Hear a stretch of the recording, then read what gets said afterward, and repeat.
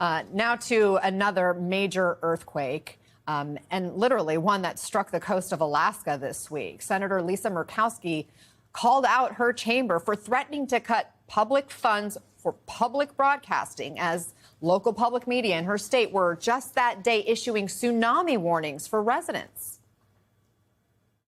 You don't need to gut the entire Corporation for Public Broadcasting, the entity, the program that provides for so much support, particularly for those in rural places. The Corporation for Public Broadcasting is there for reason, and I think it has stood the test of time.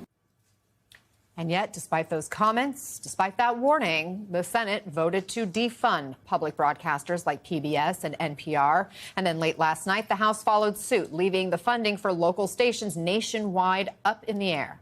Joining us now is NPR media correspondent David Folkenflik. David, good to have you here. What do you see as the immediate impact of these cuts?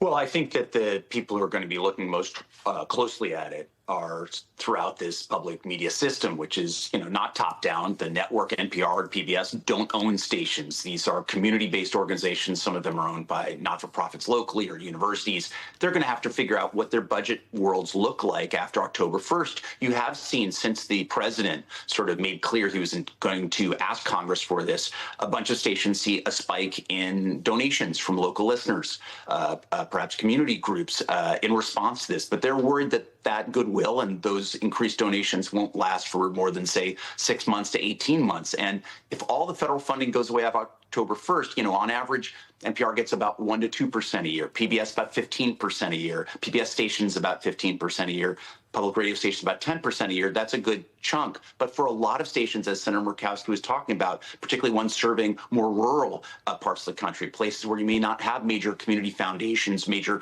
corporate benefactors, it's going to be hard to pick up the slack. And those stations are already in situations where they may be relying more heavily on federal taxpayer dollars to subsidize 20, 30, 50% of their annual budgets. It's a huge blow. Yeah, and look, conservatives have been after these cuts for a long time. They've tried to cut funds for public broadcasting under just about every Republican administration since Nixon. Why?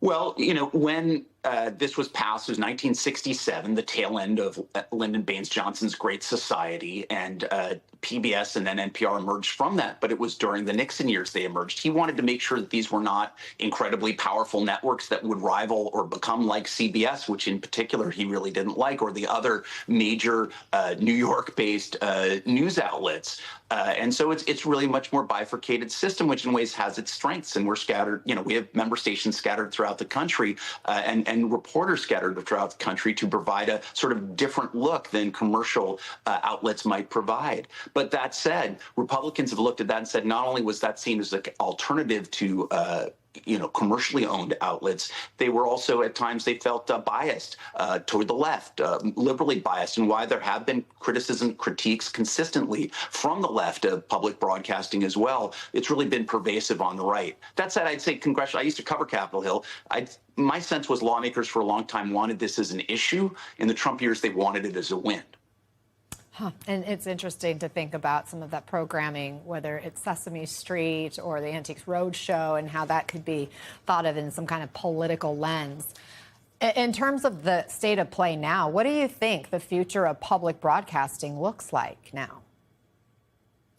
Well, I think that, there's going to be a heavy emphasis on the notion of the public that it serves, the public that it hopes to serve, whether in terms of listeners or major donors or community groups or corporations or, underwriters, a lot of players. You're going to see stations try to reach out, as well as other producers in the system and the networks themselves, try to figure out how do we reconfigure. I think you're going to see some consolidation. Some station managers told me they may have to close down their stations. Can public broadcasting fulfill its full mission as self-defined to reach as close as possible to 100% of the nation, offering free, non-paywalled news and education and entertainment and sustenance and discovery? They're going to try. They tell me they're going to try, but I think you're going to see real hard choices be made. And I think that public broadcasting in 2, 3, 5 years will look a lot different than it does today. David Folkenflik, thank you so much for helping us understand all of this. Really appreciate the conversation.